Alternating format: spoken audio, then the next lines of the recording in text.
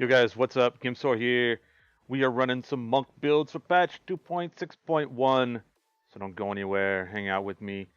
Right here, we are going to have a variant that's other than Wave of Light and Lashing Tail Kick for speed farming T13. What we have here is your Tempest Rush Monk.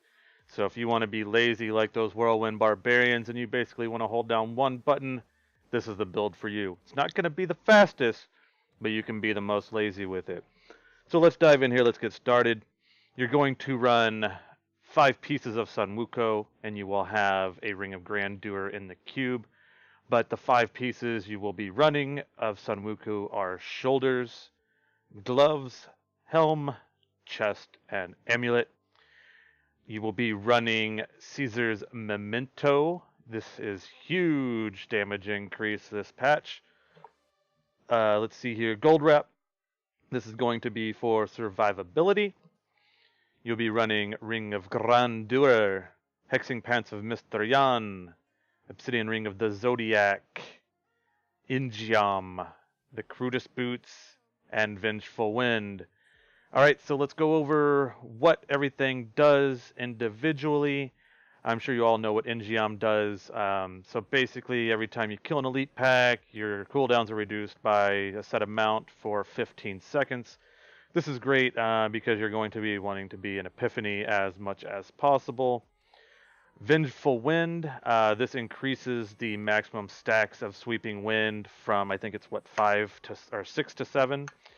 7 being the ideal roll here. And if you read here on the 6 piece of Sanmuko, Lashing Tail Kick, Tempest Rush, Wave of Light have their damage increased by 1000% for each stack of Sweeping Wind you have.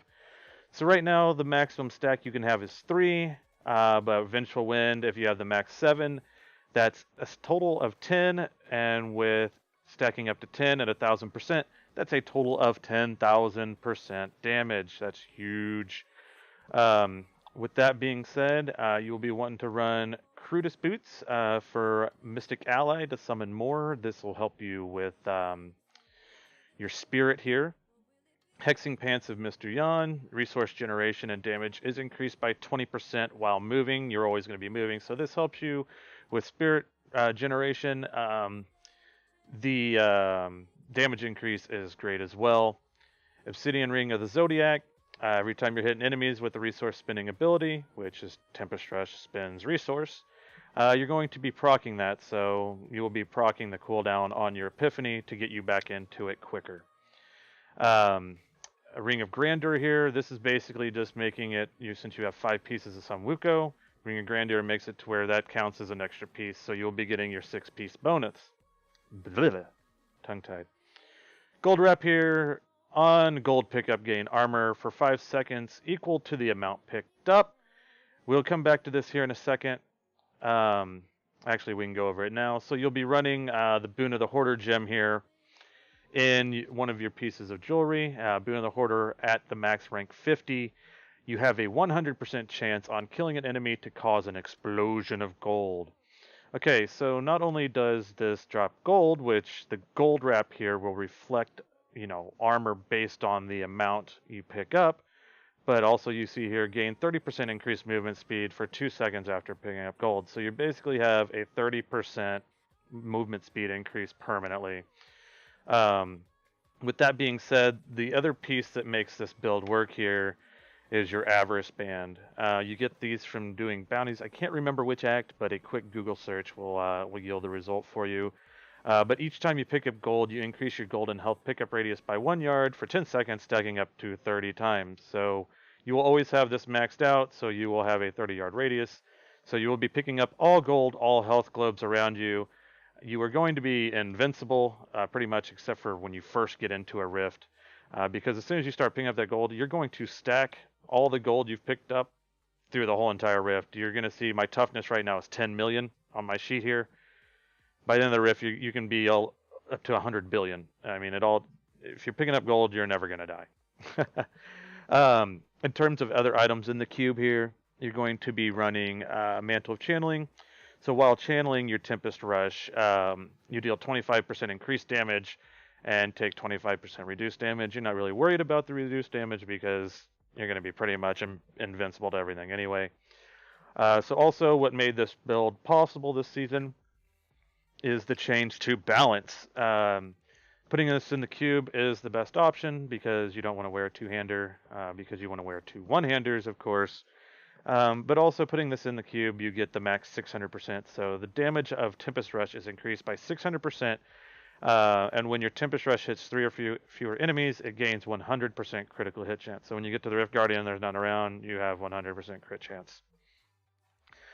With that being said, your main damage is coming from the balance as well as the bracers here. So enemies take a set amount of damage from 600 to 800% from your Tempest Rush for 5 seconds after you hit them with a blind, freeze, or stun. Your blind, freeze, or stun is coming from your Epiphany here, which Epiphany with Ascendance.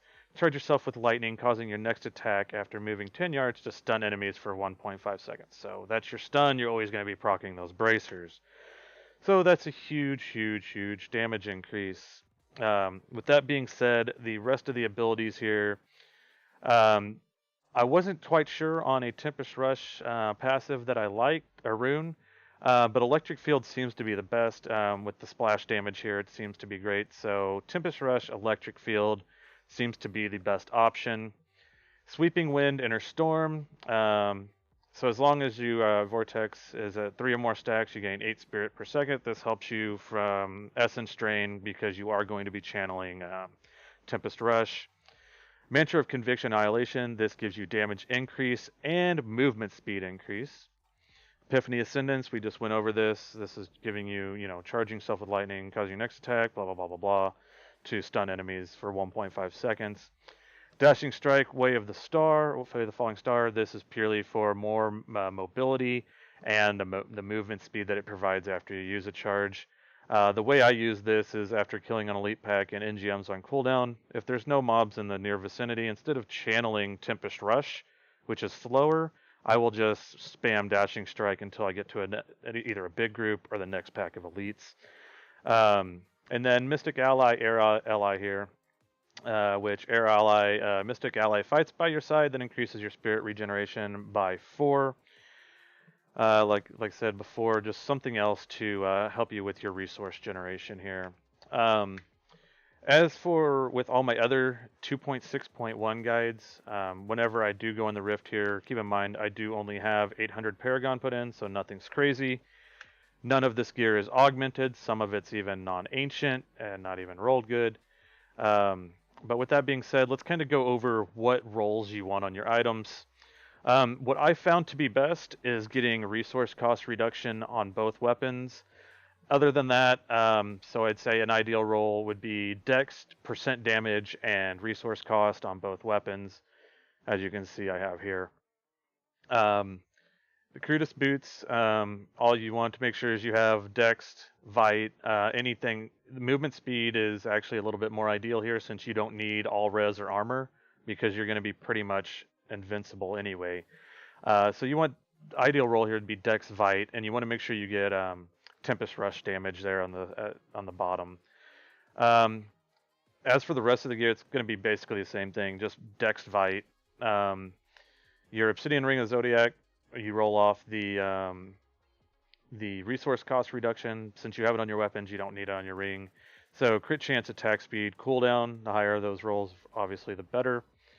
Ring of Grandeur, I don't even have this rolled, but same thing here. Crit chance, crit damage, attack speed's fine, but I'd say just crit chance, crit damage be the things to focus on.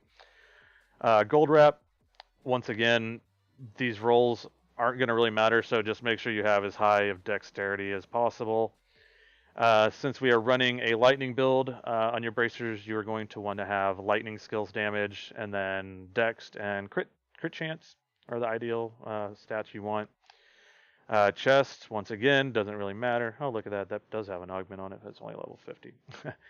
Dex, Vite, basically all you need. Anything else is just complementary. As for gloves, as long as you have Dex, crit, anything else is fine. Attack speed, area damage, That those are all ideal rolls, so it doesn't really matter as long as you have crit crit and dex on it. As far as your amulet, ideal roll would be lightning skills damage and crit crit. Helmet, ideal roll is what I have here, dex, crit, Tempest Rush damage. And for the shoulders, I am running Dex Vite, All Res, and Resource Cost Reduction. So the way this build works and the way Sun Wukong has changed this patch, when you go in and you activate a mob, or when you get ready to start channeling onto mobs, make sure to activate, which is my right click, my Sweeping Wind.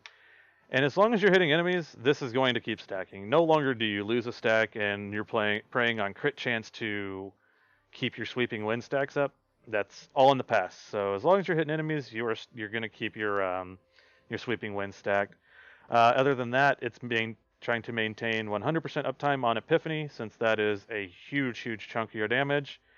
Other than that, you never cast Mantra of Conviction and you never cast Mystic Ally. So other than that, like I said before, if you're needing more mobility to get in between mobs or to a different elite pack, if you have an NGM proc, just use your Dashing Strike.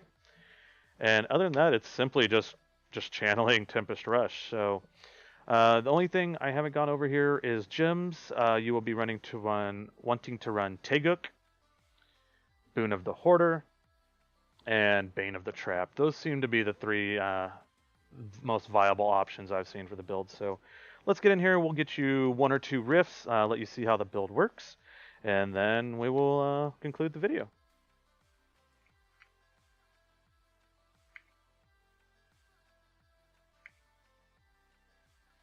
As you can see, pickup radius is going to be awesome because I've already got that stacked.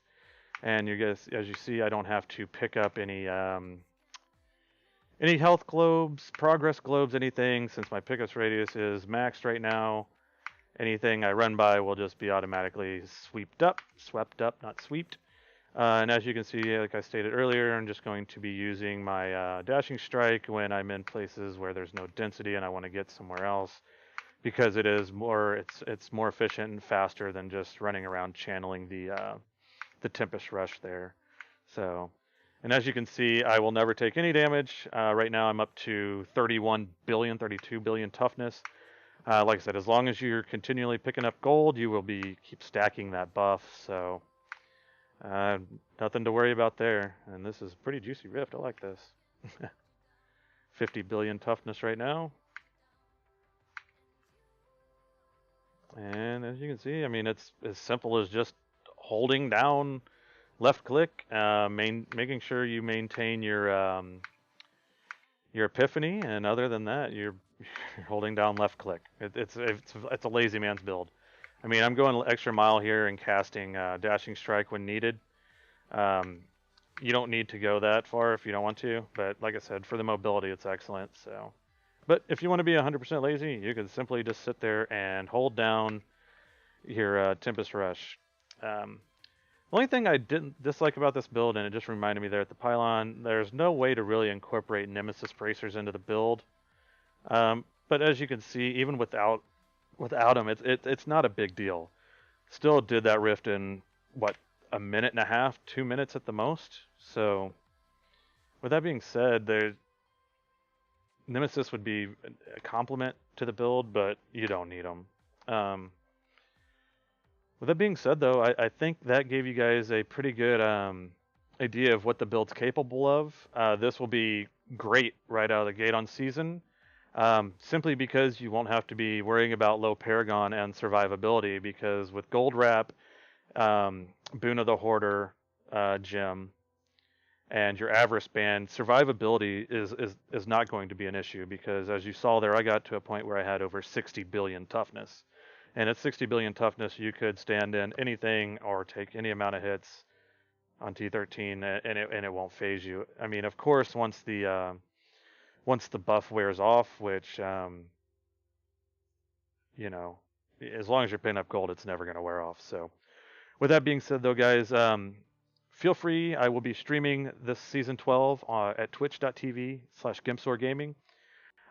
Twitter is twitter.com/GimpsWarGaming, and the YouTube, of course, is youtube.com/GimpsWarGaming. If you're on Diablo fans watching this guide and you have any questions, feel free to post a comment down below on Diablo fans. Same for YouTube. If you have any questions, feel free to comment down below, and I'll get back to you guys as soon as possible on them. I think there's going to be another couple variants of this build pop up for greater rifts. So I'm going to be kind of keeping an eye on that, and if it's something that I see as viable and that looks like fun, I will do a video guide on that as well. So until next guide, guys, tongue twister.